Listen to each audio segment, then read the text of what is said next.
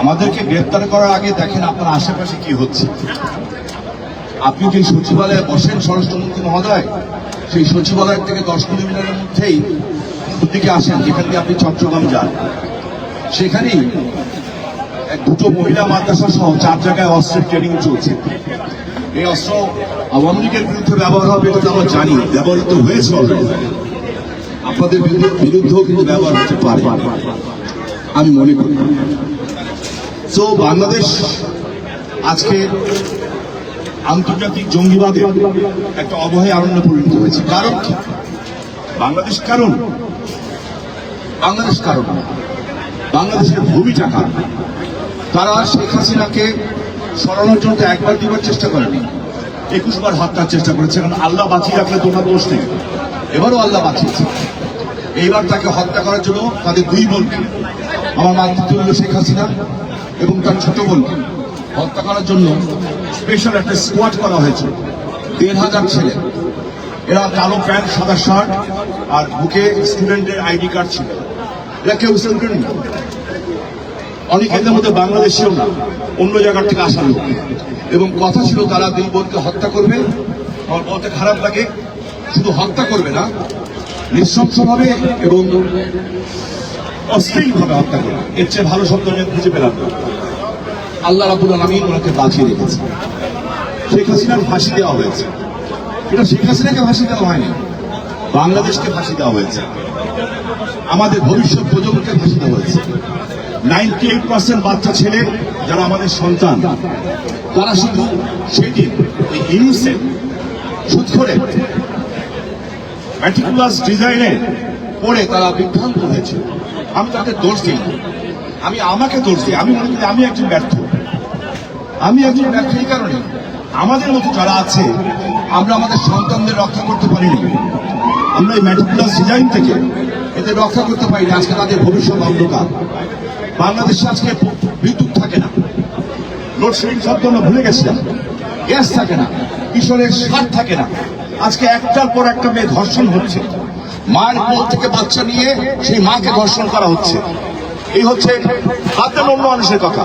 বিএনপির একজন এমপি তার গলায় রামদা রেখে তার সম্পত্তি রেখে দেওয়া হচ্ছে। এই তো বাংলাদেশের আইন শৃঙ্খলা পরিস্থিতি। ব্যবসা বাণিজ্য বলতে কিছু নাই, অর্থনীতি ধস নেমে গেছে।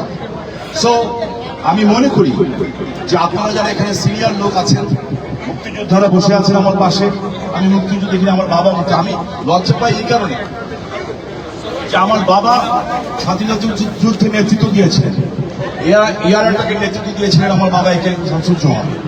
এবং সেই দিন বঙ্গবন্ধু পরিবারকে মুক্ত করতে গিয়ে উনি বুকে গুলি খেয়েছেন। যেদিন শেখ কামাল ভাই, আমার ভাইয়ের বড় ভাই নাসিম ওসমানের বিয়ে হচ্ছিল, 14 আগস্ট রাত্রে 12:30 পর্যন্ত আমাদের ওই অনুষ্ঠানে ছিলেন।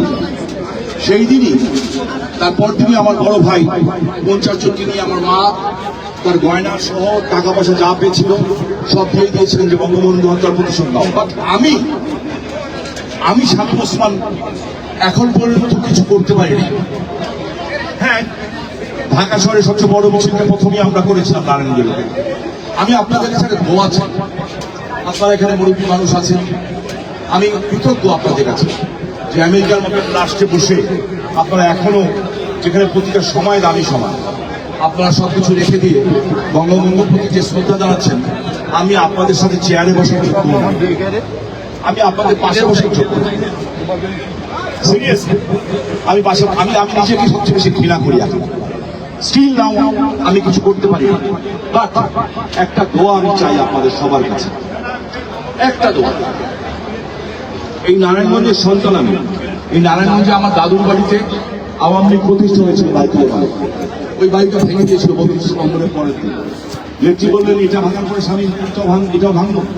এবং মজার ব্যাপারটা হচ্ছে বাড়িটা ভেঙে দিয়েছে এবং ওই বাড়ির সামনে একটা ছেলে আইএসএস এর পতাকা নিয়ে বাড়িটার মধ্যে লাগিয়েছে। আমাদের বাড়ি বড় ভেঙে দিয়েছে, আমার কোনো আপত্তি নেই, যেহেতু ওই বাড়িতে ভাষা আন্দোলন, 6 দফা, 69 এবং বাংলাদেশের সংবিধানের ড্রাফট লেখা হয়েছিল।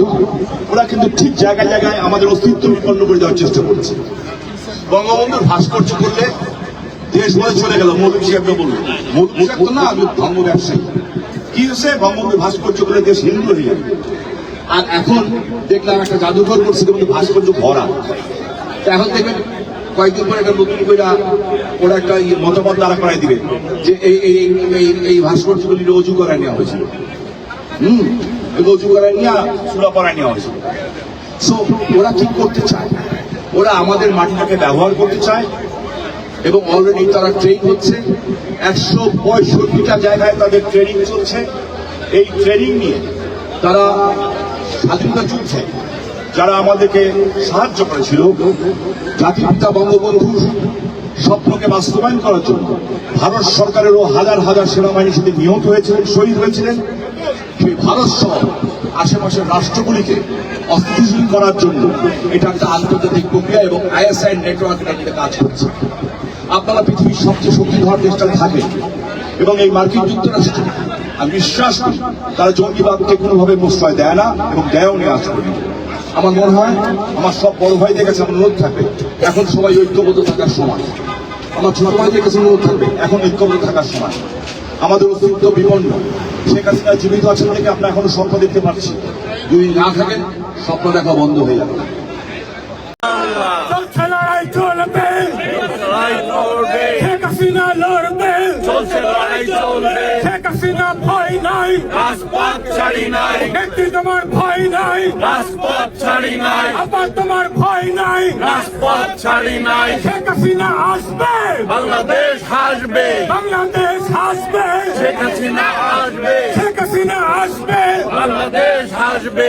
আজকের এই দিনে মুজিব তোমায় মনে পড়ে, মুজিব তোমায় মনে পড়ে, আজকের এই দিনে একাত্তরের হাতিয়ার গর্জে উঠুক আরেকবার, এই বাঙালির হাতিয়ার গর্জে উঠুক আরেকবার। চলছে লড়াই চলবে, জয় বাংলা। বক্তব্য রাখছেন জননেতা শামীম ওসমান। আজকে তাকে এবং তাদেরকে স্মরণ করে এই দোয়া মাহফিলের আয়োজন করা হয়েছে। আমাদের জাতির পিতা বঙ্গবন্ধু শেখ মুজিব এবং তার পরিবারবর্গকে 15ই আগস্ট হত্যা করা হয়েছে। বঙ্গবন্ধুকে হত্যা করা হয়েছিল, বঙ্গবন্ধু একটা ব্যক্তি বিশেষকে হত্যা করা হয়েছিল। কিন্তু তখন আমরা যারা ছোট ছিলাম, পেছনে আমার থেকে বন্ধ আবার দিয়ে দিচ্ছে।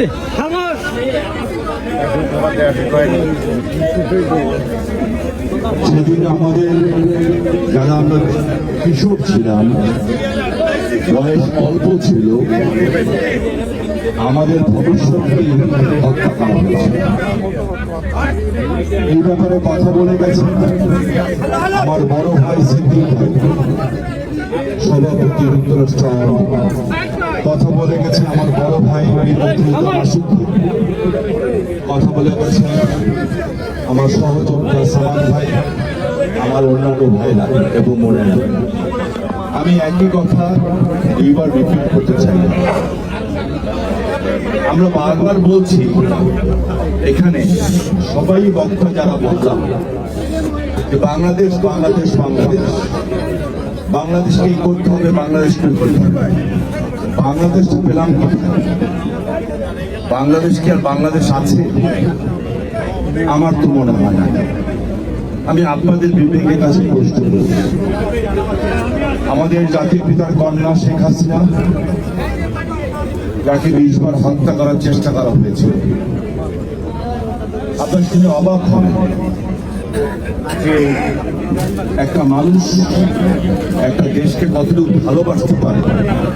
দীর্ঘ 40-50 বছর তার কাছে থেকে আমি দেখেছি তার মতো দেশপ্রেমিক এবং আল্লাহ মানুষ কম দেখেছি। সেই জাতির পিতার কন্যাকে তো 21 বার মারার চেষ্টা করা হয়েছে এবং তার ফাঁসির আদেশ দেওয়া হয়েছে। কে দিয়েছে? যে ক্ষমতায় আসলে নাকি বাংলাদেশে মানুষ সোনার চামচ দিয়ে ভাত খাবে, রূপার বাটিতে ডাল খাবে, এই ধরনের একটা কথা বলা হয়েছে। তার নাম ডক্টর মোহাম্মদ ইউনূস। আমি তাকে অসম্মান করে কথা বলতে চাই না, বয়সে বড়। অনুরোধ করবো শুধু ওনার নামটা বদলে দিন, যে আপনি আপনার নামটা রেখে নিন। মোহাম্মদ ইউনূস নামটা অনেক পবিত্র একটা নাম, এটা আপনার সাথে যায় না। আমি দেখি বিভিন্ন টক শোতে কিংবা ইউটিউবে ওনাকে এখন ডাকে মানুষ বাটপার, সুদখোর, দেশ ধ্বংসকারী, হ্যাঁ এইসব নামে ডাকে। এখন উনি মুরব্বী মানুষ, আমি তো ওনাকে বলতে পারি না যে আপনি একটা বাটপার, সুদখোর কিংবা দেশ ধ্বংসকারী, আমি বলতেও চাই না। বাট তৃতীয় নম্বর কথাটা, দেশ ধ্বংসকারী, এইটা অনেক সাকসেসফুলি করেছে। দেশ কিন্তু আজকে ধ্বংস হয়ে গেছে। আমাদের জাতির পিতার কন্যা শেখ হাসিনার সুযোগ্য পুত্র সাদিবাদের জয় সেদিন বক্তব্যে বলেছিলেন যে বাংলাদেশ এখন জঙ্গিবাদের অভয়ারণ্য হয়ে গেছে। উনি নামও উল্লেখ করেছিলেন, আল কায়দা, আল-কুবুল জিহাদ, তারপরে লস্করে তৈয়বা। ওনার বক্তব্যের পরে দেখলাম জাতিসংঘ একই কথা বলছিল। তার মানে জাতির পিতার কন্যার সুসন্তান, আমাদের আগামী দিনের ভবিষ্যৎ, সঠিক তথ্য নিয়ে কথা বলছে। আমি গতকাল না গত পরশু একটা মিটিংয়ে বলেছি, বাংলাদেশের স্বরাষ্ট্রমন্ত্রীকে গতকাল আমার 53 জন ছেলেকে একসাথে অ্যারেস্ট করা হয়েছে আমার নারায়ণগঞ্জে। অপরাধ ছিল একটাই, ঠিক আপনাদের মতোই বঙ্গবন্ধুকে শ্রদ্ধা জানানোর জন্য এক জায়গায় সমবেত হয়েছিল। অ্যারেস্ট করছেন করেন, আমাদের আপত্তি নেই, কতটুকু করবে না। পুরো বাংলাদেশ তো এখন কারাগার হয়ে গেছে, পুরো বাংলাদেশ। আমাদেরকে গ্রেপ্তার করার আগে দেখেন আপনার আশেপাশে কি হচ্ছে। আপনি যে সচিবালয়ে বসেন স্বরাষ্ট্রমন্ত্রী মহোদয়, সেই সচিবালয়ের থেকে 10 কিলোমিটারের মধ্যেই পূর্ব দিকে আসেন, যেখান দিয়ে আপনি চট্টগ্রাম যান, সেখানেই দুটো মহিলা মাদ্রাসা সহ 4 জায়গায় অস্ত্রের ট্রেনিং চলছে। এই অস্ত্র আওয়ামী লীগের বিরুদ্ধে ব্যবহার হবে এটা তো আমরা জানি, ব্যবহৃত হয়েছে অলরেডি। আপনাদের বিরুদ্ধেও কিন্তু ব্যবহার হতে পারে, আমি মনে করি। তো বাংলাদেশ আজকে আন্তর্জাতিক জঙ্গিবাদের একটা অভয়ারণ্যে পরিণত হয়েছে। কারণ বাংলাদেশ কারণ না, বাংলাদেশের ভূমিটা কারণ। তারা শেখ হাসিনাকে সরানোর জন্য 1বার 2বার চেষ্টা করেনি, 21 বার হত্যার চেষ্টা করেছে। কারণ আল্লাহ বাঁচিয়ে রাখলে